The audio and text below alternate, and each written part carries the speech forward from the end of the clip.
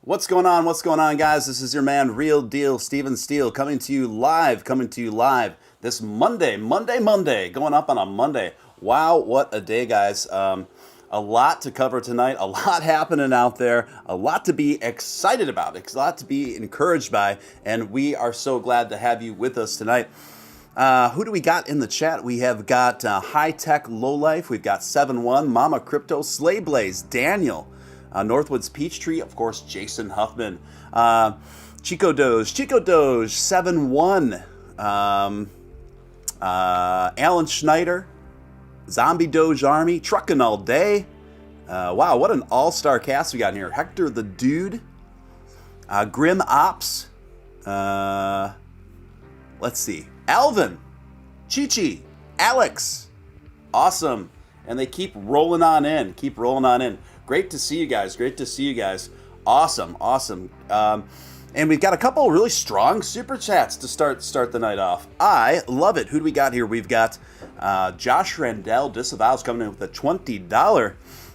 Looking good, Josh. Thank you. Rock Lobster and I are on the same page. All that's because Rock Lobster came in with a $20 dono as well to kick things off. Let's rock. Yes, that's what we are here to do. So let's get down to it, Boppers. So again, Rock Lobster, Josh Randell, thank you so much for kicking things off. Guys, if you haven't already smashed that like button, if I could just ask you to do that, it takes a split second of your time. Doesn't cost you a dime. It's the number one thing you can do to help a channel like this ascend through those tricky YouTube algorithms so we can extend our reach. Also, if you're brand new here, I'd like to personally welcome you. You are watching Steven Steele Live. I'm Steven Steele. Above is my co-host, Nick Balls, and we have an awesome show lined up for you tonight. I'd like to invite you to subscribe, hit all on that notification bell. And without any further ado, what is going on, Nick? What's going on in Nickland? Hey, what's up? No, nothing much. I was back at the gym for the first time in a couple. Well, I was lifting for the first time in a couple weeks today, so that was fun. Okay, getting the pump going. Speaking of pumps, Dogecoin doing pretty good. Kind of coasting mid 28. Ethereum and Bitcoin today are smashing all-time highs. This is an absolutely historic day in cryptocurrency. This is awesome. Now, what's interesting, again, here we see this scenario again, Nick. We've been here many times before. Ethereum and Bitcoin hitting all-time highs.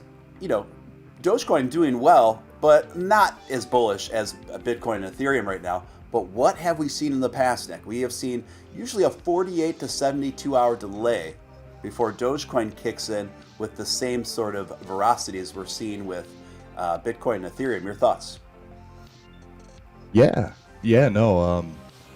I've been having to, so I manually input my all-time high level on TradingView. I have like a little, my all-time high level is a dashed horizontal purple line.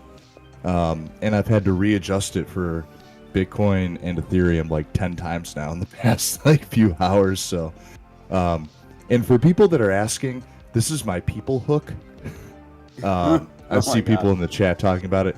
This is what you do if you want to give yourself a massage, but you don't have your lady friend over to help you out. So it's this is I haven't lifted in like 2 weeks. Well, like seriously lifted in 2 weeks. So I'm just kind of getting the knots out of my back. When in doubt, rub it out. Rub it out.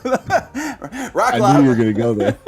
Rock Lobster coming in with a big $50 Make You Holler donation. Thank you so much, Rock Lobster. Thanks for literally helping to keep the lights on over here at the Steele HQ in my one-bedroom apartment. Thank you for that.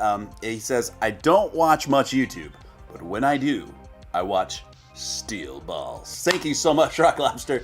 We appreciate you. We love you here, man. And always great to have the Rock Lobster in the mix. No doubt about it. No bow to doubt it. Guys, I am fired up. Lots to be excited by and going on in the market. Lots to be excited by in Dogeland and so many other things. Doge Viper, love the show, Steven. Love you back, Doge Viper. Thank you so much. Thank you so much. So a few things. I'm tweeting that out right now, by the way. When in doubt, rub it out. Yeah. Oh boy. I feel like that quote's gonna haunt me. I tweeted a quote that I heard briefly. I was in a Twitter space briefly just listening today that Billy Marcus was in, and someone asked Billy if he had any tattoos, and he said, that sounds, he says, I'm kind of a wuss. That sounds permanent and painful. I just thought that was really funny and a very like quintessential Billy-esque answer, you know. Did you get Rock Lobster's $50 dono? Oh, I did. Yeah, you must. Okay, cool. You're too busy rubbing it out over there. I was. Over yeah. Yeah. Thanks, Rock. Yeah, Doge looking bullish. Doge looking real good. Trading comfortably over 28 cents. Overall, you see the formation. It's kind of building, right? Oh, formation is building. I definitely wanted to talk to you more about that. More technical analysis today, Nick. I know it's been releasing reports and little blurbs and articles, not only about doubling down on their predictions of Bitcoin hitting 100,000 by end of year, but are also projecting Dogecoin is poised for a parabolic rise between 700 and 1,000%. Now, I've seen that at first these sort of reports were just coming from people like Justin Bennett and maybe a couple other smattering here and there. Now we're getting more and more technical analysis are coming to that conclusion, and I want your thoughts on it right after this super chat. Josh Rendell disavows coming in with $50. You guys are just killing it. Everybody's right out of the gate. You guys, Monday. oh man! I mean, you never know what you're going to get. Sometimes you come on and you get streams where it's maybe $20 the whole stream, and other times you come on and wow, you guys just really rock the Casbah. Thank you so much, Josh Randell disavows. Much appreciated, man. Definitely blowing our minds, lighting it up, putting pep on our step on a Monday night, feeling right out of sight at Rock Lobster. I'm game, sorta. Thank you, Josh. Thank you, Rock Lobster. You guys are awesome. Everyone give it up for Rock Lobster and Josh Randell disavows. Going back to what I was talking about before, Nick, I am seeing more technical analysis. Not only jump on the idea and double down on and bring back the certainty of $100,000 Bitcoin by end of year, but we are seeing many of these same folks think that Dogecoin is poised for a parabolic rise to the degrees of between 700 and 1,000%. What are your thoughts on this? I would agree. I mean, my initial evaluation for Dogecoin, or my initial next sell target was like $1.81. It has since been adjusted to about $1.90, which to me is close enough to $2. I think that if Bitcoin is going to hit 100K, which by the way we're at 68.5 right now, I think Bitcoin will be hitting 70,000 quite shortly. The gains that'll be moved out of Bitcoin into the alts for the upcoming altcoin season, which, by the way, we're not even in yet. Altcoin season really hasn't even begun to pop off. I do believe that Dogecoin will be getting close to, if not breaching, $2. Right. So super bullish. Now, holy cow. I'm sorry to interrupt you again. Are you seeing what's going on right now? Yeah, dude. What's happening That right is now? just wild. Nostalgic Jay coming in large and in charge with $69. Nostalgic Jay is like an elusive, a mysterious, like comic book hero character in the chat around here. Who is Nostalgic Jay, man? Thank you so much, Nostalgic Jay. Appreciate it so much. Dogecoin to the moon, to Mars and beyond, my friend. I love it. Thank you so much. Hugely appreciate you guys for just absolutely killing it in the super chats tonight. Thank you so much. It's a 1, 2, 3, 4. Someone's declared a super chat war.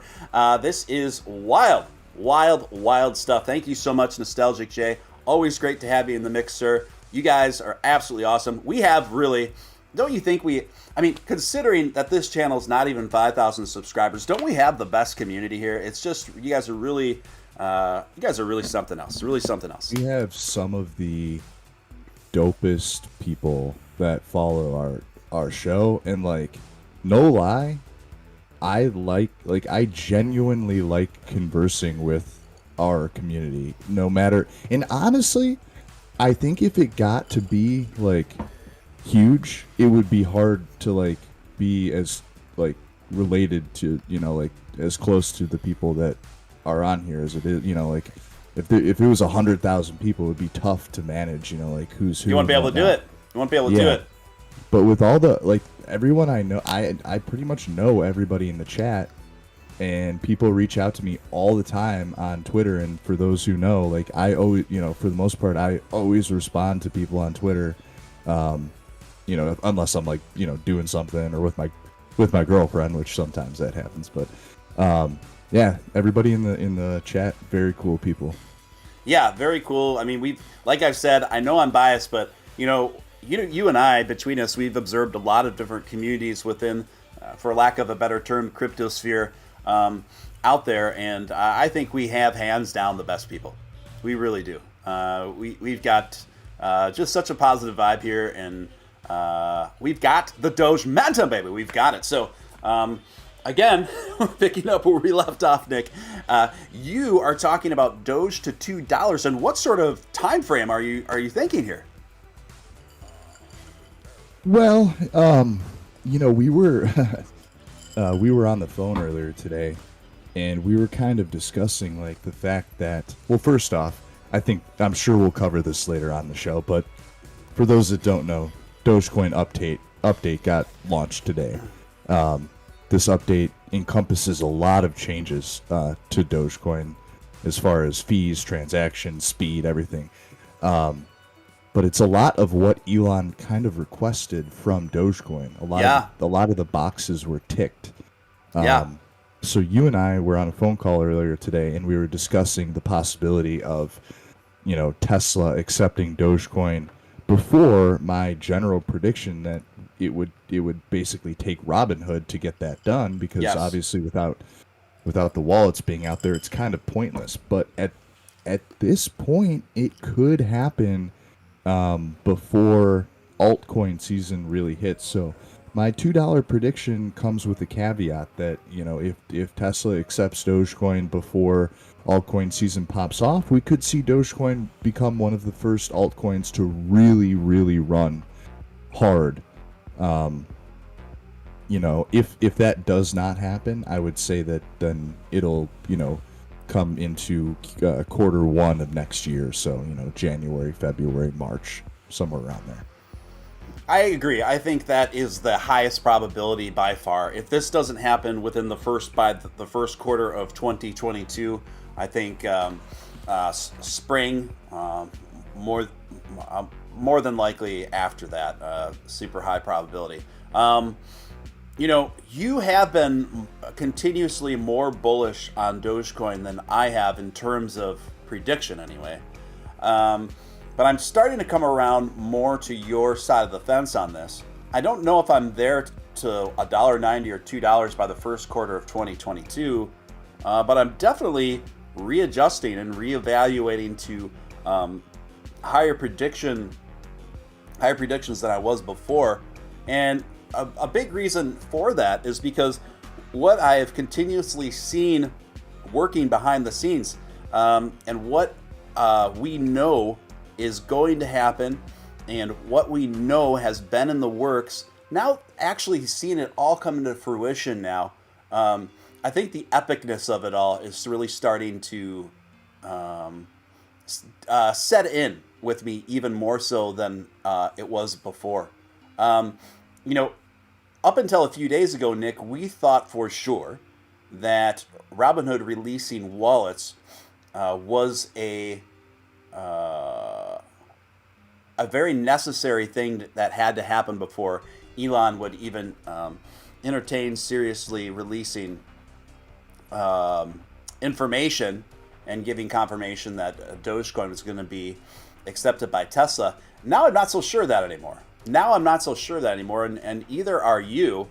Now it seems that it's definitely on the table that Elon could make such an announcement even before those wallets are out with Robinhood. Your thoughts?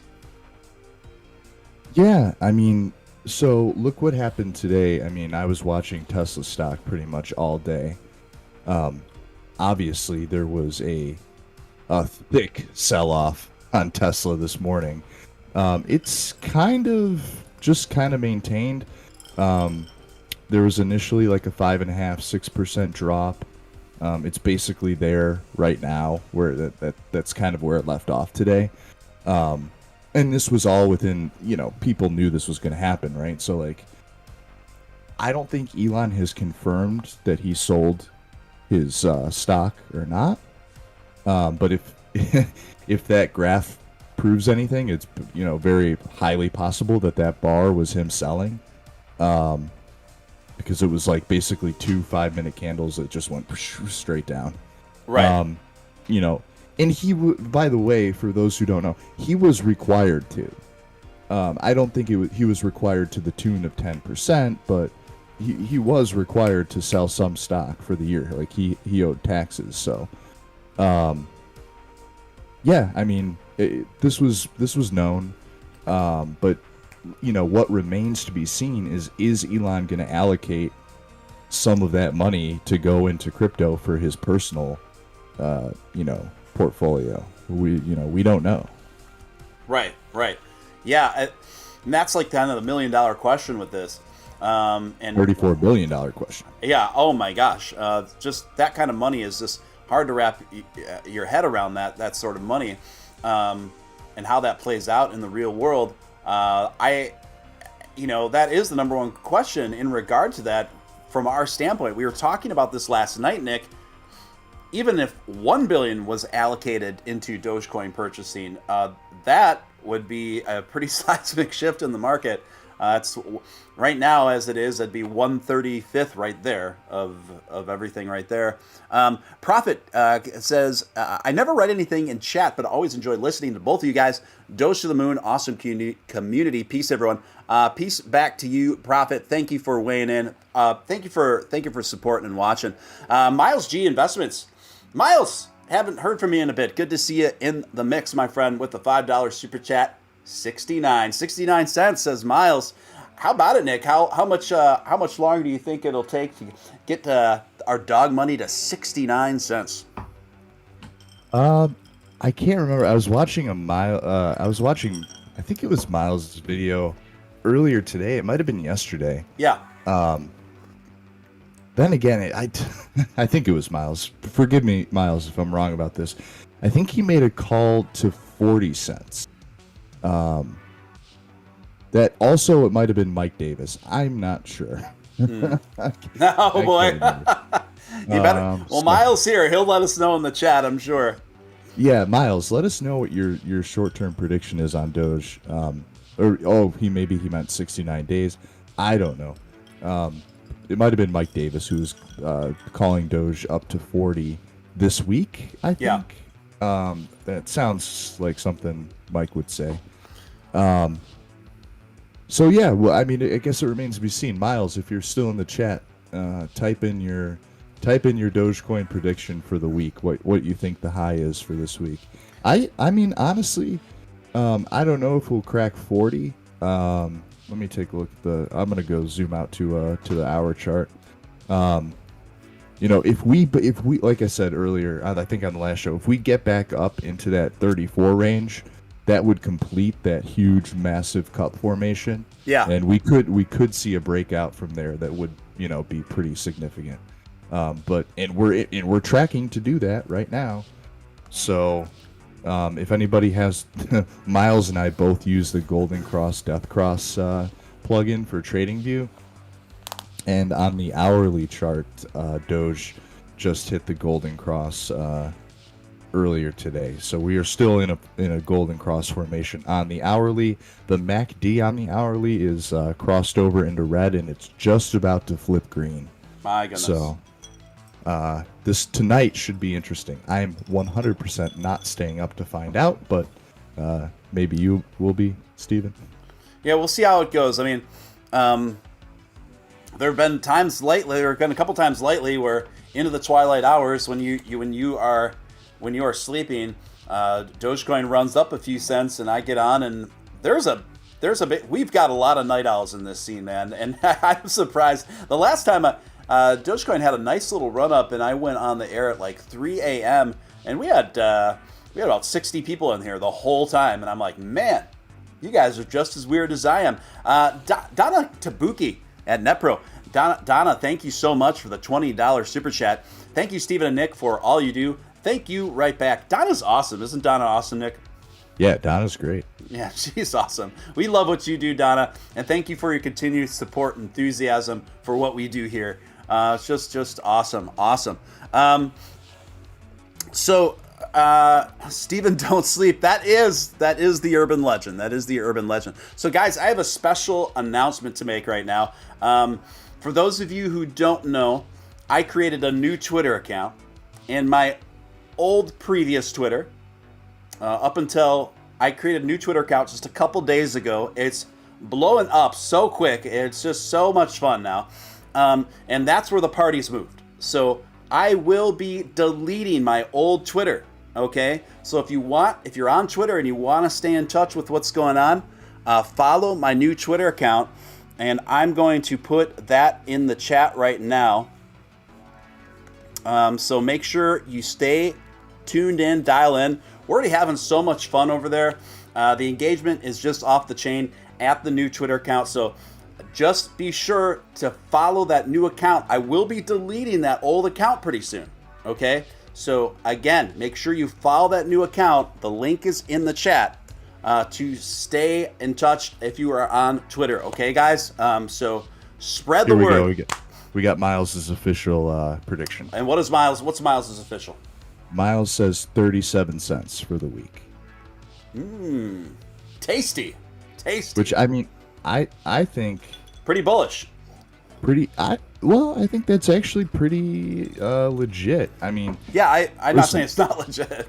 Yeah, no, I don't. What I'm saying is, I don't think it's overly bullish. Like I said, if we break that, like 33.9, 34 marker, that's the cup. The cup is at that 34. If we break that, we will certainly, break out of that, and probably fairly quickly, I think. And if we do that by the end of the week, yeah, I think 37 is right. That's right there. Yeah, right there, guys. That makes sense to me. 37 cents by the end of the week. So you concur with that, Nick? Yeah, I don't think it's out of the realm of possibility. I don't think it's overly bullish. Like I said, it would require breaking that 34 cup formation. And heck, if we do that, if we get out of that 34, it could go way higher up than that, because you'd be forming a perfect cup and handle formation. I know we say that all the time, but just take a look at the graph on the hourly, and you'll see what I'm seeing right now. Yeah. Looking good. Guys, right now, let's do a little market rounder right now. And we are looking at Bitcoin. Bitcoin up. New all-time high. It's just again. Crazy growth. Bitcoin absolutely exploding. That's why I've always told you guys, don't dismiss Bitcoin from your portfolio entirely. Still lots of money to be made there. Lots of now the margins aren't as great, but it's the surest, safest bet within cryptocurrency. I mean, it's all risky, and you see what I did there in crypto, but within that realm, Bitcoin is your safest bet. Still a lot of money to be made, even at entry point of where it is right now, over 68,000. Still a lot of money to be made for you, in my opinion, if you got diamond hands, if you're holding long term. So right now, Bitcoin up 5% for the day, which is extremely high considering it's running at a market cap of just a gargantuan market cap. Ethereum right now trading over $4,800. Running at a market cap of over 568 billion, Nick. Just wild stuff.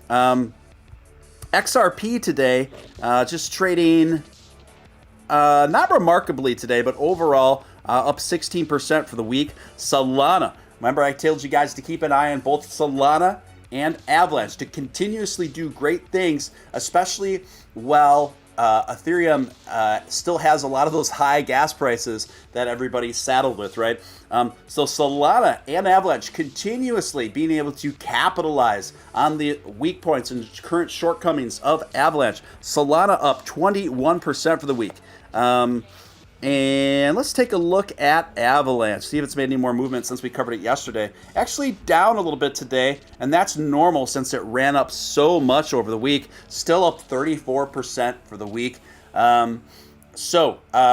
Nick, what do you say? Right now, Ethereum, Bitcoin, smashing historic ATHs. The rest of the market, don't get me wrong, it's not like it's not bullish, but it's not like boner blasting either. So I think that we're going to see a slight delay in the reaction downstream, as we often talk about with Dogecoin. Your thoughts? Well, yeah, I mean, it's the fact of Bitcoin season, which, you know what, at this point, I lump Ethereum in with Bitcoin season. I know Ethereum is an altcoin, but it is pretty much the top, it's the top altcoin. So to see Bitcoin and Ethereum reaching all-time highs at the same time, I don't discount that at all. I think we're right in the midst of Bitcoin season. It's peaking, and it's going to continue to peak probably for the next, couple months. And we might not see, dramatic moves in the altcoin market like we were used to at the beginning of the year or in the middle of the year, until, like I said, early into next year. January, February, quarter one.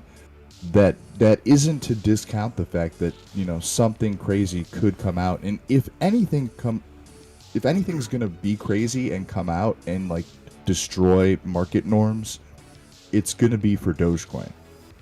I don't see it happening really for anything much else. Like the number one hinging factor right now is Tesla, which currently is owned by the richest man in the world.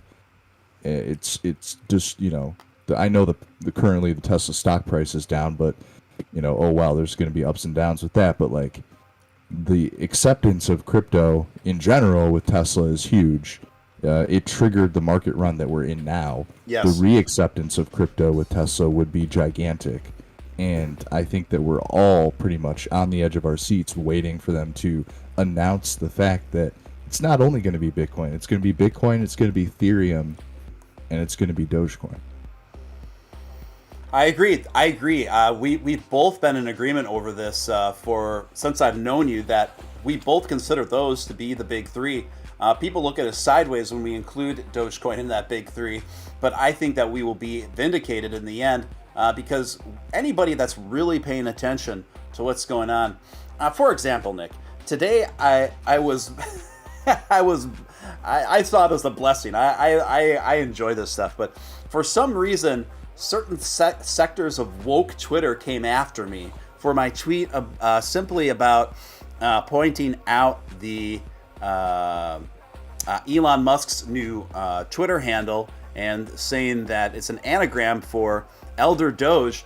Woke Twitter came after you about that? Yeah, about that of all things. So woke Twitter, what happened is a few prominent profiles in woke Twitter retweeted it with commentary saying, "Oh, this guy's just like a QAnon conspiracy theorist because he's trying to make this out of," and these are people that have an obvious big distaste for Elon Musk, and I'm just kind of like, I'm like, you guys, like, anybody, my point is, anybody that follows what's going on, anybody that follows Elon Musk's relationship with Dogecoin knows that what I stated there, just pointing out that anagram, is far from a conspiracy theory. This is pretty conventional knowledge at this point. This is pretty... Well, even if it didn't, let's just say it had nothing to do with Dogecoin, right? Let's just say it didn't. It is an anagram for Elder Doge. That's an undisputable fact. Right. That is the case. Now, does it have anything to do with Dogecoin or not? That remains to be seen. But either way, the fact is, it is an anagram for Elder Doge. I actually almost went after. I didn't, but I almost did. I read a CNN article today by a woke journalist who was just shitting on Elon for being a billionaire. And the whole tax thing. I tried hunting them down on Twitter, but I didn't do it. I held back. Yeah, we've discussed this. I think I spent a good chunk of time on it. Excuse me. In one of my recent streams where I was flying solo, and that was the coordinated mainstream media attack against Elon Musk over the past few weeks has been unlike anything that we've seen from them previously. They're all kind of been coasting on the excuse me on the same talking points at the same times, and hammering the same things. It's really kind of disgusting to a certain degree, but unsurprising at the same time. Now, we've seen Elon start to go wild. He's been striking back. He's been really putting on his troll face hardcore to the point of really poking the hornet's nest here. I just think it's great. I think it's hilarious. I think the mainstream media needs to be prodded back and clap back against these sort of narratives. Last week the narrative against Elon was if Elon wanted to, he could solve world hunger with $6 billion, but he refuses to because he's just worried about getting to Mars. And Elon, finally came back on Twitter. It's like, okay, look, if you guys can point out the metrics to show me that for sure we can put an end to world hunger with $6 billion, I'll meet with you and write you the check right now. Let's do this. Let's do this. Well, you know what the response was? Well, one of the representatives from the EU actually started a discussion with them. That's great. However, I don't think $6 billion would do it. But what it would do is it would help prevent tyrannical dictatorships throughout the world. I'm like, did you see the article that he linked? Where did those goalposts change? The goalposts are just all over the place. Where it's like, yeah, that's great, Elon. We'll still take your money, but we can't guarantee that it will actually solve the thing we told you that it would solve. It's like, Did you see the article that he linked? What? It was he basically linked it to the same guy who requested the $6 billion from him, who works for the UN. He was like, so what's this all about? And it was an article, UN soldiers are accused of violating children. I don't want to say the word on YouTube, don't. But you know what I mean. Yeah. So this was like confirmed. He's wow. He's like, so basically you want me to give money to these people? It's like, okay. Yeah. It's funny how the mainstream media has lately just even more so than ever, taking it upon themselves to be these armchair quarterbacks, right? Looking at all of Elon's money and saying, well, if I was Elon, I would solve this, I would solve that, as if it's like you just snap your fingers. And, you know, sometimes it's not just a matter of money. It's a matter of teamwork. It's a matter of, what's the word I'm looking for? It's a matter logistics. It's a matter of logistics. It's a matter of... It's almost as if a capable the world's follow-through. richest man doesn't understand how this all works. Like, right. These people who don't have freaking 2 dimes to rub together are trying to tell the wealthiest man in the world how to get the job done. And it's absolutely hilarious because, you know, these people, it's so weird. These people are like anti-money, but yet they're demanding money to solve problems of which they have no comprehension of. It's absolutely ridiculous. Part of it is it's a lot of these guys in the mainstream media are of a certain political persuasion. Again, I don't want to mention the name on YouTube, but I think we both know what we're talking about. Happens to be related to China. A lot of these guys, like, they don't want anyone to be wealthy, but at the same time, they want to use wealthy people's money to fix problems of which they have no idea the complexity. They have no clue, and they're not qualified. They're not qualified to write a story on what they're writing a story on, yet they want to spend someone else's money. Absolutely hilarious. Absolutely hilarious. A good example of this is Senator Ron Wyden tweeted out yesterday, whether or not the world's wealthiest man pays any taxes at all shouldn't depend on the results of a Twitter poll. It's time for the billionaire's income tax, to which Elon Musk responded, "Why does your pee-pee look like you just..." So, I mean, that's the most explicit I've ever seen Elon tweet so far to date. But Elon just trolling back pretty hardcore. It's good to see. I think it's healthy. I think it's really healthy. And it's like you said, it's almost as if like Elon hasn't thought about these logistics. Like Elon hasn't thought about the different things that he could do to solve our biggest problems. He's doing them. He's doing them. Like, that's another thing too. He is responsible for hands down, the largest electric vehicle company on the planet. Over 70% of all electric vehicles on the planet are Teslas, right? So that's a huge step towards reducing carbon emissions, cleaner air, etc. He's just a funny target because he doesn't march along to a particular dogmatic narrative that so many times the mainstream media likes to push in really increasingly Orwellian fashion. You know, we used to come from an era, the further you go back in the history of American journalism, where it was the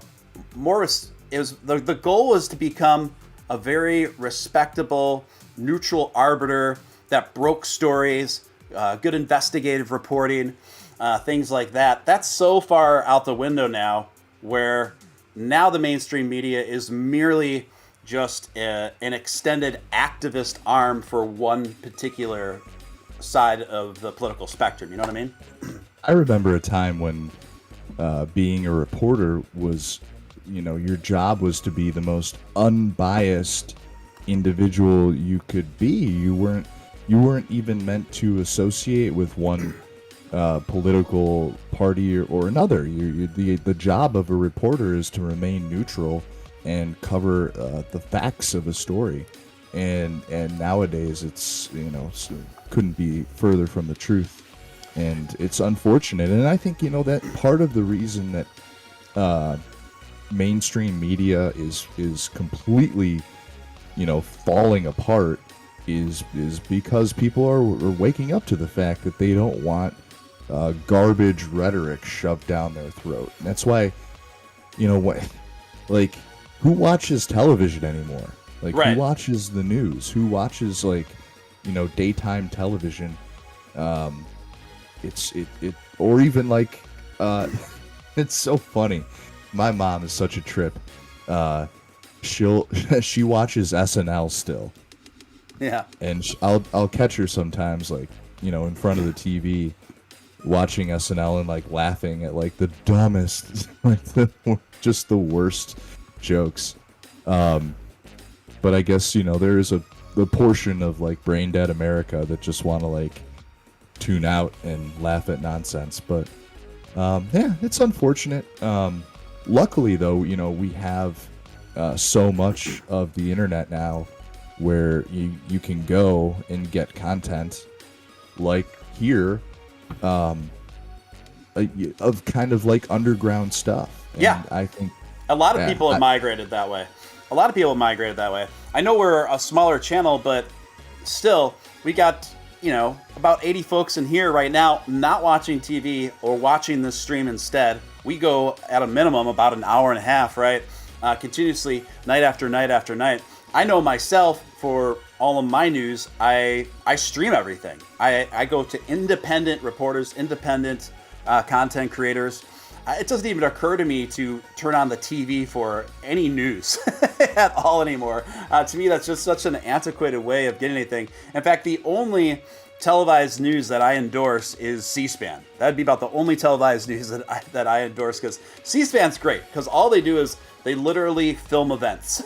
You know what I mean? Yeah. And yeah. Sometimes they'll have just like a super neutral guy come in and take a few calls, but that's it. I love that. Speaking of which, on my new Twitter account, you guys, I am nearing in on 4,000 likes on my second day on my new Twitter account for this tweet. Kind of funny. The algorithm gods have taken it up, and it is this. I tweeted, the fact that Elon Musk seems to upset the world's most annoying people makes me like him even more. And guys, if you are on Twitter, again, just to reiterate this announcement, I'm deleting my old Twitter very soon. So if you want to keep up with me on Twitter, I want to stay connected with each and every one of you that are on Twitter. So I'm going to put my new Twitter in the chat, okay? Because the old one's going bye-bye very soon, and I want to stay connected with you guys. So make sure you're following my new Twitter pinned in the chat. What a wild day. Dogecoin update 15 is out as of today. I was talking back and forth with Ross Nickel. I said, is it coming out today? Is it coming out today? Because I saw I got an advance on the GitHub post. And then he wrote me back. He wrote me back around 6, I think about 6 p.m. and he says, it's official. You can say it. And I said, okay, awesome. So I tweeted that out. Just awesome. So far, from what I can tell, the biggest upgrades with the latest Dogecoin update has been with even lowering those fees more and bringing a lot more and making it a lot more secure. Your thoughts, Nick? This is something Nick has a history with Dogecoin from since 2014. So updates like this are an especially big deal to a guy like you. Yeah, I mean, for the longest time, forever until just recently, the Dogecoin core fee was 1 Doge, right? And forever, that really didn't matter. 1 Doge was a fraction of a penny, so who cared? But now 1 Doge would be 28 cents, and even that's pretty darn cheap. They wanted to bring that down, even more, which, hey, I applaud.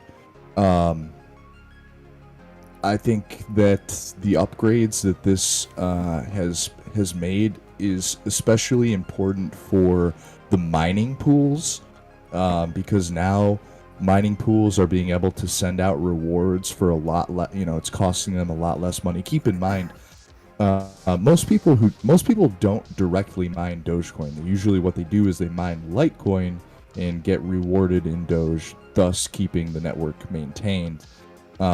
So mining pools are sending out thousands, tens of thousands, millions of payments, at a time.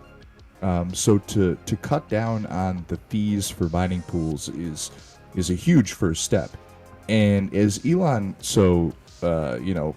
perfectly put it, the exchanges are working for Dogecoin as a de facto second layer to the network. Now, the next thing that needs to be done, and I think this is something that has to be kind of come into agreement throughout the exchanges should really be dropping the fees on Dogecoin as well. Currently, it's kind of expensive to send Dogecoin between exchanges. I don't remember what the last fee for Binance was, like 50 Doge, I think, to send Dogecoin between Binance and a wallet or whatever. So, yeah, I mean, I hope that the exchanges take a nod from this wallet update and lower their fees for transacting within the exchanges themselves. I don't know if there's somebody in the chat might be able to correct me on this. I'm not sure if there's a speed increase with this particular update. I know there was a block size change, but I'm not sure if that changes the transaction times. It possibly could. I mean, Dogecoin was already pretty darn fast, but I think, Elon wanted Doge to become like 100 times faster than it currently was. And correct me if I'm wrong on that, but I'm not sure if this particular upgrade increases the speed. But maybe somebody in the chat knows that. Either way, I think that this is, super, super important. And just the update on the new wallet itself could be enough to tip Tesla over the edge. And we know for a fact that Tesla is getting ready to accept crypto payments again. They already went to the SEC just a few weeks ago and said, hey, we're going to be accepting crypto payments again soon. So we know that this is coming shortly. And I would hope that they see the legitimacy of Dogecoin improving, and who knows, this particular improvement, wallet upgrade, being pushed out in the time that it was, and being so well put together and so well maintained by our core group of developers. Thank you, guys. Thank you, Ross, and thank you, Michi. Thank you, everybody on the team. These are the people that have been keeping my assets stable and safe and secure all of these years. So I really want to just say thanks. And if you guys are on Twitter, make sure to reach out and say thank you to the devs, because they worked their asses off to get this out in a very short, very brief amount of time. I think that they did it for a reason. I think the foundation is working with some people that, we might not know about what's going on, and I think that includes Tesla. So everybody should be, thanking the devs, and we should be eagerly awaiting Tesla's announcement to when they accept crypto payments again. I think it'll be pretty soon. Yeah, a lot there. And before I get to anything else, Nostalgic Jay, sorry to leave you waiting there. Thank you for coming in again with an absolute monster of a super chat. Another $69. Thank you so much, Nostalgic Jay. We love you, man. So glad to have late night content. Thank you, Steven, Steele, and Nick Balls. Y'all rock, man. You're very, very welcome, Nostalgic Day. We appreciate you so much. Thank you for your generous contribution. It's folks like you that enable me to spend as much time on this stuff as I do. It wouldn't be possible without folks exactly like you. So thank you so much, Nostalgic Jay. You are such an asset to the community. Thank you, man. So Billy loved my when in doubt, rub it out tweet, by the way. Oh my. I think someone's gonna splice that off of this stream, me saying that, and someone's gonna do something with that. So yeah. What else to get to? Again, I agree with you as far as the timing with the Dogecoin Foundation with this update. the timing of it. Why now, right? Knowing what's probably looming in the wings right now. I do know a bit more on that front, but I'm not at liberty to disclose at this time. But I will say everything that you stated there, let's just say, is interesting. It's very interesting. So, Arcade Cup says, I need a Moonbats crypto team assembled here at my house tomorrow. All in. Time to bet the farm. Sounds like another Crypto Batman fan. That's what it sounds like to me. We love Crypto Batman, and I would say out of the two main channels that we have the most overflow with, it's Crypto Batman and Living with Lucy. I've noticed those communities are pretty fluid, all between this channel, Living with Lucy, and Crypto Batman. They all kind of weave in and out of each other, which I love it. I love it. Guys, I will also say, if you haven't become a member yet, you might want to consider doing that now. It's just $4 a month, just $1 a week. I don't know anyone else doing memberships that cheap, but in return, you get that nifty badge next to your name, and all of those funky, cool emojis that you see in the chat. And then also, it unlocks access to members-only chats, members-only live streams that I do a few times a week, usually 2 to 5 times a week, anywhere in there. A lot of value for very little. And you can just click the link pinned at the top of the chat to become a member. We would love to have you aboard membership class as well. Where is Sadaf? Sadaf is coming back on very soon. She's been very busy. We're coordinating. Her and I keep in touch every day, just like I keep in touch with Nick every day.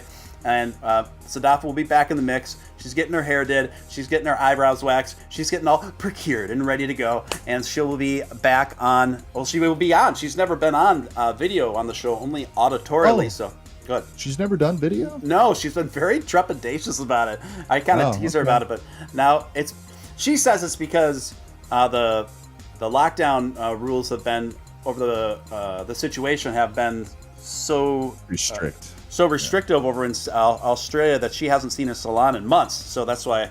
I will never go to Australia. It's pretty restrictive. Yeah, just the way that they treat their people. There's places in the world that I've decided that I'll never visit, and now I would have never thought I would ever say Australia is on the places Nick Balls will never go, but now it is. Yeah. It's one of those things where before the last 6 months or so, I always had a very strong affinity for Australia. I've actually been there once before, and I had a wonderful time. Probably about 10 or 12 years ago now. And yeah, just like you said, seeing how the citizens have been treated there over the last several months has been rather alarming. Anyway, someone asked, are you guys still bullish on ass token? Guys, I don't know if bullish has ever been the word. It's one of these things where I'm friends with the woman that owns it and runs that. I invested in it just for fun, and because I got along well with the CEO. I thought it was a fun community, and it was just fun. It was fun. I've never said this is a good or a bad investment. It was just something fun that I was throwing a few bucks at. But I will say that it's picked up steam again. Yeah, I'm looking at it right now. I actually met Liv in person. We hung out and we had a great time. She gave my girlfriend and myself a whole bunch of ass, and I never touched it. I still have it. Since then, like maybe it was shortly. I think it was shortly after that. I sold all of my BNB for Bitcoin, which smart move, actually. If you think about what I got out of that, it was a great call on my part. But I don't have any BNB anymore, so I had like 100K of BNB at the time. Yeah. But I flipped it over to Bitcoin because I wanted to get off of Binance. not to say that I wouldn't buy any ass, but I still have the ass that I was given. I never did anything with it. Yeah, I still you're not alone there, Nick, because as far as token projects are concerned, they have a lot of long-term holders. yeah. I mean, there's a lot of long-term holders, which is pretty unusual actually when you're talking about a BSC of questionable utility. There's a lot of holders there. I still have it in my profile on Twitter, but it's mostly because I like girls' butts. I mean, that was in part, it's always been one of my passions as well. But yeah, I hear you. I hear you. It's a fun thing. It's a fun thing. I know. I've always been an ass man. Well, that's how I first came across the token and Lib is. Billy and I were talking about just SHIT coins and just having a laugh in the DMs about it, and then we both realized that we both put like 50 or $100 in an ass token, and we were like, no, you did that too, and we were just laughing about how silly it was. And then shortly thereafter, the official Ass Finance account like retweeted my profile picture and said, Steven Steele, are you an ass man? And I was like, well, okay. Yeah. And the rest is history. Guys, if you're new here, you're watching Steven Steele Live. My name's Steven Steele. My co-host above is Dogecoin multimillionaire Nick Balls, coming to you live, covering this extraordinary day in crypto history. All-time highs for Bitcoin and Ethereum. Dogecoin trading nicely as well. So a few things popping off in the altcoin market underneath. I think in a few days we're going to see this absolute bullish historical bullishness from both Ethereum and Bitcoin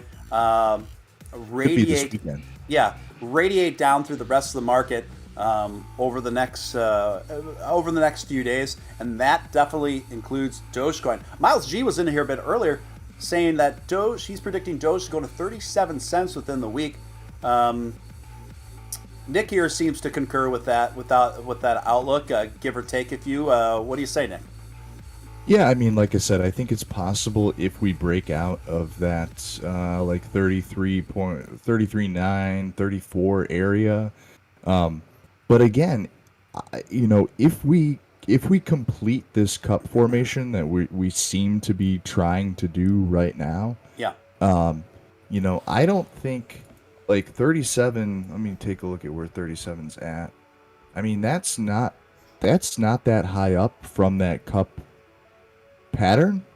If I was to put a number on it, I would think we'd be probably touching 40 at that point. Like, I don't think 37 would necessarily be the barrier if we broke out of that cup formation, because again, we'd be forming a cup handle and then a breakout. So I think if everything continues to do what it's doing, like I don't see a reason why it would stop at 37. Yeah. Hey, I agree with you. So, we got a long week ahead because it's just Monday now and we're just getting started, folks. Guys, also, as you'll see, Tesla stock took a dive today. I told you this was going to happen. I gave you a heads up. So those of you who are waiting in the wings for a more advantageous position in Tesla that haven't perhaps invested yet or looking to add on, Today was probably your best window. Tomorrow likely will as well. But what did I tell you? I said just in the anticipation, in the news coming that Elon will more than likely be selling off 10% of his Tesla holdings would be enough to do that. Nick and I were talking about that last night as well. Many times just the anticipation of an event will have a more dramatic effect on a particular stock or crypto than the actual event. Isn't that right, Nick?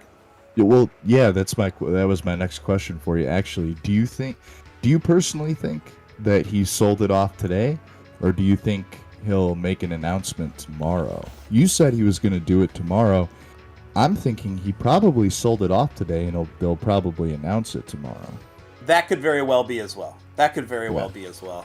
Look at this. Jason Huffman coming in, bring in the hype, bring in the hippo hype. I love it. Thank you for that $5 dono. Jason Huffman. Also, Jason Huffman, twin spin, literally, with a spinning chair hippo super sticker, $10 there. Jason Huffman, awesome, dude. What would a live show be without Jason Huffman? It wouldn't be Steven Steele. Jason with us since the beginning. We love you, Jason. Thank you so much for that. Beef Supreme saying there, I'm not a fan of the Slum Doge millionaire guy. I'll talk about it. Go ahead. I'll just listen to you. Okay. I'll talk about Glauber. First off, I'm the real Slum Doge millionaire. Yes. for those who are wondering. Yes. I just want that to be known. I don't advertise myself as such. I don't go on mainstream news media sources and talk about it because I like being, with the real people, on the ground. But I will say this. Originally, when the Slum Doge millionaire started his little journey on YouTube, it was kind of all good. And he was promoting Dogecoin. He was making videos about what he did and his little strategy, which his strategy was very risky, by the way. I don't think a lot of people should be doing what he did. But as of recently, it seems that he has been doing some sketchy stuff. I don't want to accuse him of anything that I don't specifically know. Like, I don't have any data. Like, I can't tell you if this guy's doing anything wrong or illegal or illegitimate. He hopped on the Floki Inu train. What concerns me as of late is he's been promoting this Dogecoin credit card thing. I really don't even know much of what it's about. Well, I think from what I understand, the main source of contention there is not a Dogecoin themed credit card. Is the fact that it's marketing in itself as the official Dogecoin credit card. Yes, which is, and that implies a lot there. That implies that it's the official Dogecoin credit card that's approved and sanctioned by the foundation, etc. And there's no relation. Yeah, so Billy actually, Billy got on him today about that. Maybe it was yesterday. I don't recall. I just briefly saw it. So, guys, just be careful out there. We kind of preach in here, like, obviously do your due diligence, do your research. Don't be, if somebody is advertising an official Dogecoin credit card and it's not coming directly from the Dogecoin Foundation or the official Dogecoin accounts, like, be very leery of that. I personally won't be giving any of them my Dogecoin or dollars. My Dogecoin is locked up like Fort Knox. It doesn't even go online. So, but yeah, I mean, just be careful. I don't know. I think this guy, I think he's looking for ways to make money. And I don't blame him. This is, he's trying to make a career out of being online or whatever. That's fine. So the thing about like Floki and all the stuff that he's advertising, he's kind of saying like, look, listen, I'm putting my own money into this, and they're not paying me anything, and I'm doing this because I think the project is a good idea.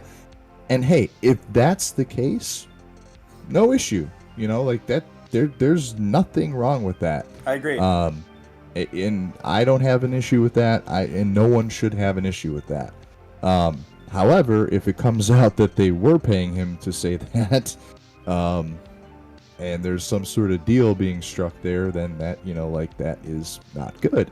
At least if he's not disclosing that. So, yeah, I mean, just be careful. I think we're all. I know the Stephen Steele family. I know pretty much everybody in the chat. I know there's a lot. Most of you guys are really smart individuals that you're not just gonna jump on crazy trains without any research. So, just be wary. But that's just my personal opinion about the Doge millionaire. I don't necessarily think he's he's an evil person or anything like that. But just do your research, be diligent. Yeah, I have no issues with the dude. I will also say that he's pretty young, and that could be part of it too. So it could be not that necessarily there's anything malicious there. It could be just a certain level of naivety with pairing up with this company that's calling itself the official Doge credit card or whatever. It could be just a matter of inexperience there, not knowing certain things to cross your T's on. What do you say to that? Yeah, well, so when Billy came at him and was like, "This is not the official," Billy was like, "That's not. You should talk to these people." He's like, we are." He's like, "We'll work on that." And Billy came at him with a few other things, and he basically was left with his jaw on the floor. Yeah, see, I just don't think he knows any better. That's kind of what it infers to me. I don't think he's aware of what he's getting himself into. Yeah. But he'll learn. Yeah. I agree, and I think there's no proof that he's officially sponsored by Floki. So he could be, but it could very well be that he came to the conclusion of it being a solid investment in his eyes. I will say that Floki has prided itself, despite it being a knockoff of Doge, obviously, it has prided itself on not doing any of these fake burns that another prominent knockoff coin has been doing. And so I give them credit for that. And also, just from an investor standpoint, from what I've seen, their marketing budget is very aggressive. It's very aggressive. So take that for what you will. I don't really have anything more to add about that. But yeah, definitely thank you for sharing your thoughts on that. Jason Huppman coming in with $10 super sticker with a super racing hippo. I love it. Thank you for that, Jason. And then we've got Truckin' All Day coming in with another hippo super sticker. Big thumbs up. Big thumbs up right back at you, Truckin' All Day. We love Truckin' All Day, doing the work out there for the rest of us out on them highways, coast to coast. You know it. Thank you, Truckin' All Day. We appreciate you, man. Thank you so much. Let's see what's going on in the chat. I think we've got. I think we're caught up. I think we're caught up.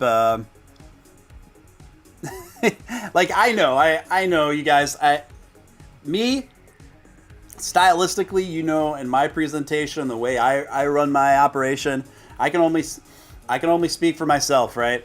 And I'm pretty trepidatious to passing any judgment on other content creators without totally solid evidence and conclusive evidence, because I've certainly been on the receiving end of totally wild, unsubstantiated claims and narratives that were very unfair to me. So I'm pretty sensitive to not do that to others. You understand? So Kyle's saying that I guess Matt Wallace says in his last video that Doge will be over 50 cents by the end of the month.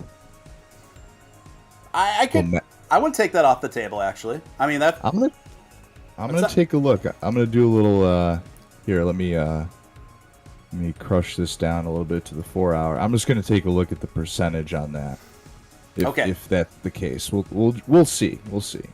So we're at like 28 cents right now. Going to 50 cents would be about a 75% run, which for Dogecoin is like nothing.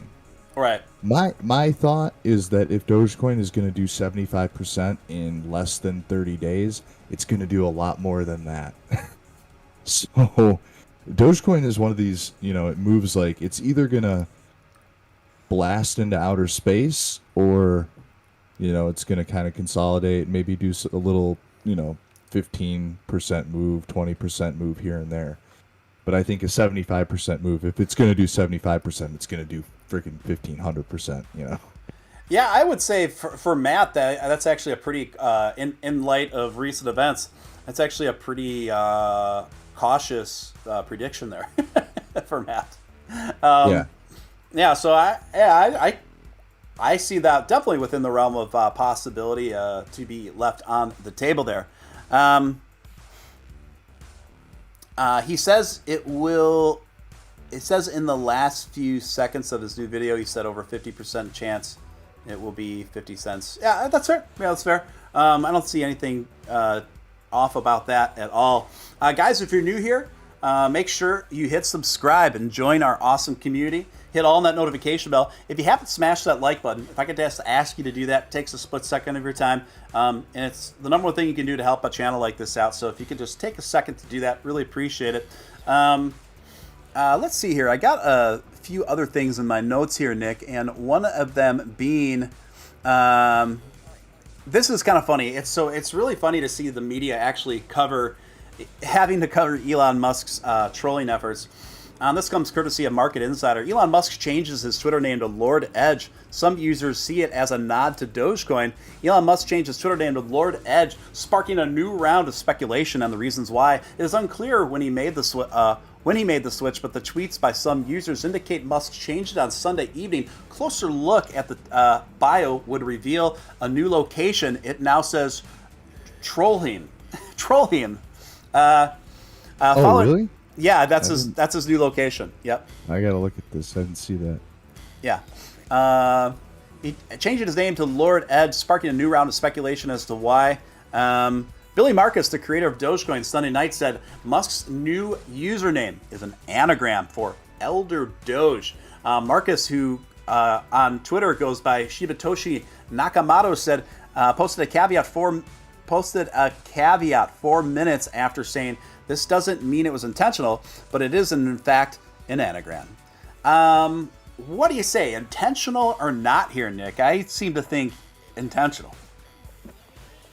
I mean, if it was anyone else than Elon Musk, I'd say it probably was not intentional. But we know for a fact that Elon Musk loves anagrams. Like, he loves anagrams. So, yeah, I think this was clearly an intentional move. Obviously, he was so quiet on Dogecoin for a long period of time. Yes. He's starting to ramp up the Dogecoin, conversation, and he's starting to really converse with the Dogecoin army more. Yeah. Whenever Elon starts to ramp that up again, something is happening. Something is about to happen. I think we're all in anticipation at the edge of our seats, waiting for a Tesla announcement. I would love. I put out this tweet earlier today, and I'm just going to say it for everybody in the chat, because I know everybody in the chat holds Dogecoin. I hope that Elon Musk. I hope that Tesla announces Dogecoin before Christmas, and simply for the fact that I hope that it makes everybody have a better holiday. I hope that everybody has a good Christmas this year. After last year was such a shit show, everybody just, absolutely, their lives got destroyed in 2020. I know people who personally lost their life. I know a few people who've lost their lives this year. And I really hope that for everybody in the chat and everybody who holds Dogecoin, I really hope that Tesla announces Dogecoin for the benefit of all of the holders and just society in general. And I truly, like, from the bottom of my heart, I hope that it helps I hope that helps people out, and I hope that people take advantage of it, and I hope that this I really do hope it happens. And obviously, I have a vested interest in Dogecoin. Now, the first thing Billy would say is, "Well, you hold a lot of it, so that makes sense," and it does. I'm not gonna deny that. But I do want everyone that's watching us right now, and everyone in Dogecoin to really get something out of the benefit of Dogecoin mooning by the end of the year. And I hope that happens before Christmas. I really do. And I think it would be a great and magical Christmas gift for everybody this year. I love it. I love it. Great sentiment there, Nick. Donna Tabuki coming in with $3 super sticker. Fist bump right back at you, Donna. Appreciate you so much. The Beef Supreme. Beef Supreme. We love the Beef Supreme. Bringing in the big Doge energy, the big beef energy into the chat. We love it. Always manifesting. Always working on manifesting and ascending. We love it. Beef Supreme coming in with a super chat of $12.34 or 1, 2, 3, 4. Super chat war. Press 69 for Dogecoin to 69 cents. 69's all are in the chat. We love it. We love it. Thank you so much, Beef Supreme. Let's see here. So, in your opinion, Nick, how crucial is it going to be to the success of Ethereum? And we've talked about this a bit in the past, but now that we are getting close to the end of the year, we're seeing the value of Ethereum absolutely just completely take off now. Now, how pivotal is the Doge Ethereum bridge to the long-term success of Ethereum in terms of upgrades and utility expansion? I think that, we already, you and I both already know that the Doge Ethereum bridge isn't going to come into fruition until like next year. Yeah. So by then, Ethereum 2.0 should be released, or in the process of getting released. I think at that point it will pretty much be like a symbiotic thing. Hopefully at that point Ethereum is less reliant on its gas fees, and the Doge Ethereum bridge will kind of just be the cherry on top to help coexisting markets merge into one another. What I mean by that is people who are in the Doge space be able to participate in Ethereum's NFT space more easily and for a cheaper cost than they're currently. Obviously, if Ethereum 2.0 is out, that's kind of irrelevant. But I think that it will allow two markets to merge and kind of give Doge the de facto reliability of NFTs without necessarily having an NFT layer within Doge. Yeah, well stated there, Nick. Well stated. Jason Huffman coming with a $5 super chat. Did someone say 1, 2, 3, 4 super chat war? Yeah, apparently that's it's been one of those nights. Been one of those kinds of nights. Thank you, Jason. Appreciate it. Nick, now this tweet on my 2-day-old Twitter account is now up to about 4,200 likes. What's going on, man? I don't know. It's just wild. But it's just absolutely gone viral, and it's just fun to watch. It's fun to watch, and at this rate, who knows? Elon, the man himself, may see it at this point. With this much traction. He liked the AMC deal, so. Yeah, he liked one of my other tweets, so who knows? Maybe this will get on his eyeballs, and it very well could with the traction it's getting now. It's absolutely bonkers.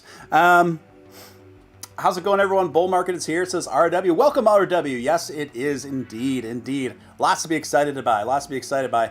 And the crowd keeps going up. We are over 100 people now in here. Great to have you. If you're brand new, I'd like to personally welcome you. You are watching Steven Steele Live. I'm Steven Steele. That is my co-host, Nick Balls, and we are glad to have you. If you could, just hit that subscribe, join us. We've got an awesome community. We want you to be a part of it. So hit subscribe, hit all on that notification bell. Ascend with us to the moon, to Mars, and beyond. Beef Supreme, keeping it beefy with another super chat of $7 to make you holler. A true legendary surge is upon us, he says.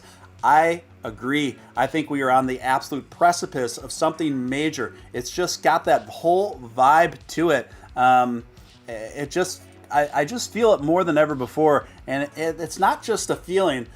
We have a lot of things that we've been talking about on this show and in the previous few weeks especially that are all kind of leading to this great apex of an absolute gangbusters sort of run for the Doge, probably to the likes of which we've never seen. Nick? Yeah, I would agree. I mean, my price targets are pretty clear, and my girlfriend keeps asking me. She's like, "What are you gonna do? When are you gonna sell? What's the plan?" And my plan is pretty firm. I've made some adjustments along the way, but I do believe a near $2 Dogecoin is very possible within the short, what would be relatively short-term future in in the world of Dogecoin, which it's been a long road and a long time coming. But I don't think $2 is that far away, and I hope people who, the people who complain on Twitter sometimes, Doge isn't doing anything. I've been holding on to it for almost a year now. Yeah, you have, buddy. Yeah, you have. A whole 9 months. Yeah. So, you still got the bats around. Yeah, we still got the Halloweens here. That's a cool one too. It's all sparkly. Yeah, it's all sparkly. I like the bright the red sequenced eyes. Yeah. Don't Ozzy Osbourne that thing. What's your favorite Ozzy Osbourne song? Oh, so I've seen Ozzy 3 times. Yeah. And all of which are really cool stories surrounding them. Gosh, he's got so many. He's got so many classics. I like a lot of the stuff that he did with Black Sabbath. But I like a lot of his solo stuff. My favorite all-time Ozzy Osbourne song, though, "Over the Mountain." Oh, that's a good one. I know that song. Yeah, that's a pretty understated one. That's like one of my favorite. I lift to "Over the Mountain" all the time. Yeah. And back in my Nick Ball's party days when I was in college, I would probably do a lot of blow to "Over the Mountain" as well. That was I love that track. I don't know why. "Over the Mountain" is one of my favorite all-time Ozzy Osbourne songs. At the time when the Osbournes was on TV, I was actually living in Beverly Hills. Oh, that's right. I forgot you used to live out that way. Yeah, I lived on Roxbury Boulevard. Night the Roxbury. I lived on Roxbury Boulevard. So yeah, it was an interesting time, man. But I'm a huge Ozzy fan. I've been to Ozfest 3 times. I've seen some crazy stuff at Ozfest. Yeah. I've done some crazy stuff at Ozfest. Yeah. Yeah, I think my favorite Ozzy song, I'm very partial. I love 80s Ozzy. 80s Ozzy to me is quintessential Ozzy. It's the energy there is just unmatched. No More Tears. Yeah, my favorite, I like Diary of a Madman. I like I Don't Know. Is probably between those two. I Don't Know is amazing. Between those two, it's just like they just get me. I'm just like, but Bark of the Moon's great though too. But I love the guitar playing. I just love that. Jack Wild. It's almost as if like it reminds me of like if early U2 like the edge staccato, but like 80s metal version of that. I don't know. There's just like a certain energy there. It's just it hits like nothing else. Anyway, yeah, huge fan of 80s Oz for me. When I saw the first time I saw Ozzy Osbourne at Ozfest, I went with my buddy Clinton. I haven't seen this guy in such a long time. He was a wild, man. And we were at Ozfest. I had graduated high school early. So, I was probably 17. And we were at Ozfest, and Ozzy played, like, outside. It was, like, 102 degrees outside. It was so incredibly hot that day. And I'll never forget, we were in, like, we were in the pit for Ozzy. We were kind of outside of it, so we weren't, like, moshing around. And we were smoking this doobie. And behind us was a older, kind of middle-aged guy with his, like, 9-year-old son on his, like, shoulders. And the smoke was, like, going up into his kid's face. And he was just giving us, like, this evil, evil look. And we're like, bro, you're at Ozfest. Like, what do you expect here? And Ozzy, because it was so hot, they brought out a water cannon on stage. He had, like, the fireman's hose. And he's spraying the crowd down. And we're trying to, like, duck and dodge with the joint to try and, like, get him so he doesn't, like, put it out with the hose. Wow. So funny. We were, like, trying to dodge, and this guy's behind us, and he's like, you kids cut it out with the weed. And like, it's like you brought your 9-year-old to an Ozzy concert. Yeah. Like, you're the one that brought your 9-year-old to an Ozzy Osbourne concert, and you're scolding people for smoking the devil's lettuce. It's just like, it was like, bro, come on. Oh, and we left. So it was, we were on our way out, and this is how crazy hot it was. They ran out of Gatorade bottles. Like, we were downing Gatorades all day long. And there were so many kids that were dressed in, like, all black, and they were just like, they were dropping like flies, like, left and right. Wow. And we went, and keep in mind, a Gatorade was $9, and I'm in high school at this point, so this is, like, a lot of money. Yeah. And so they ran out of Gatorade bottles, so what they were doing is they had, like, the big giant jug, the pitchers of Gatorade, and they were filling up cups with ice at the very end because they had ran out of the bottles. So I got a thing of Gatorade. We're leaving. We're walking out, and the security guard stops us on the way out, and he grabs me, and he's like, "What do you got there? He's like, that's booze." I'm like, "It's Gatorade, bro. It is 100 degrees right now." And he's like, "I bet it's Gatorade. I bet it is." And he snatched the cup out of my hand. I'll never forget this. He snatched the cup out of my hand, and he had a mustache too. It was like classic, like, fat security dude. And he puts it up to his face, and he's like, "It's Gatorade."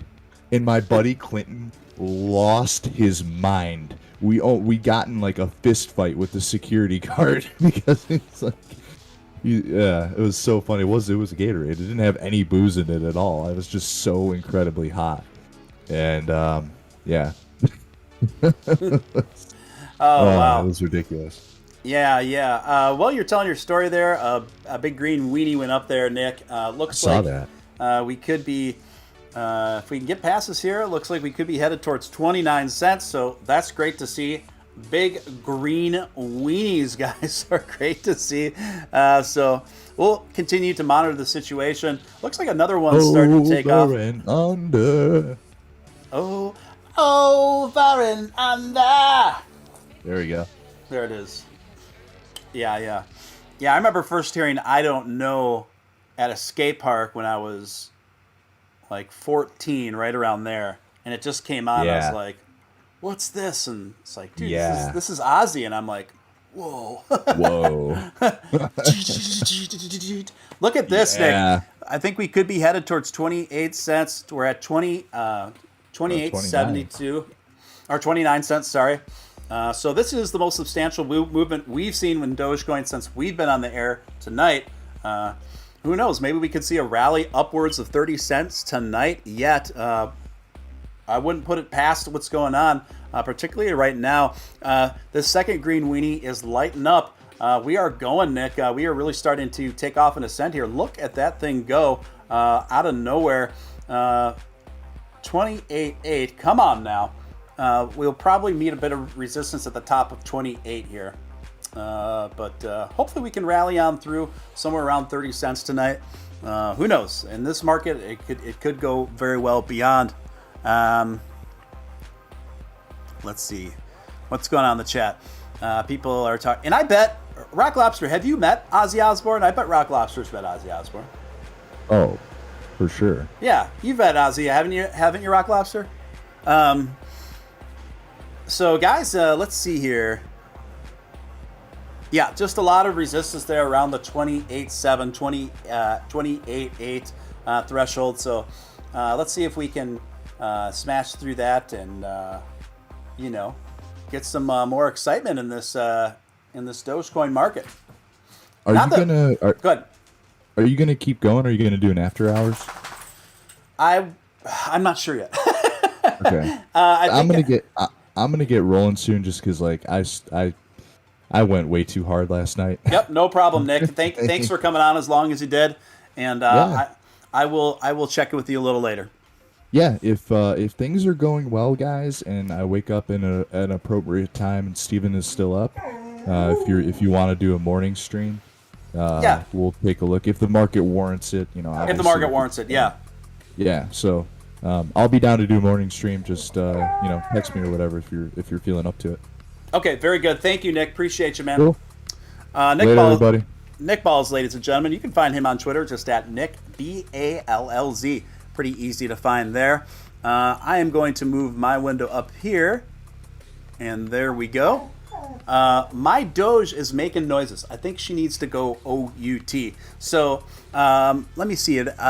Look at these super chats coming in. Awesome. We've got Jason Huffman coming in with a $5 hippo hype. $5 hippo hype. I love it. Thank you so much for the super chats. Beef Supreme coming in with $8.88. Thank you so much for that. Press 88 to surge Dogecoin to 88 cents today. Or 88 cents and an all-time and a new all-time high. Be a legend. I love it. Be a legend. I love that. Let's see. Where did I go? Sorry about that, guys. I think I figured out what I got to do here. Just a moment. There we go. Now everything's sitting right where it needs to be. But yeah, we're just trying to break on through 29 cents, break on through 29 cents. Can we do it? Will we do it? I think we could do it. Thank you again, Nick. Appreciate you. Guys, I'm gonna have to shut this. I'm gonna start winding the stream out. My poor Doge. She has to go outside. I've got to take care of her. But thank you so much, guys. I might come on later, depending on what the market's doing. If the market keeps ascending, I will pop back on. Okay. If Dogecoin keeps ascending, I will pop back on. So make sure all your notifications are on. Okay. I gotta take care of my Doge. I gotta get some bit of dinner here and just recalibrate, take care of a few other things. Thank you everyone for tuning in tonight. Hope you got something out of it. You guys are the best. Thank you so much. Appreciate each and every one of you guys. Keep your notifications on, okay? Because if Dogecoin continues to rise late into the night, you bet your butt that I will be back on here to do a market watch with y'all. Again, thank you everyone. This is Steele signing out.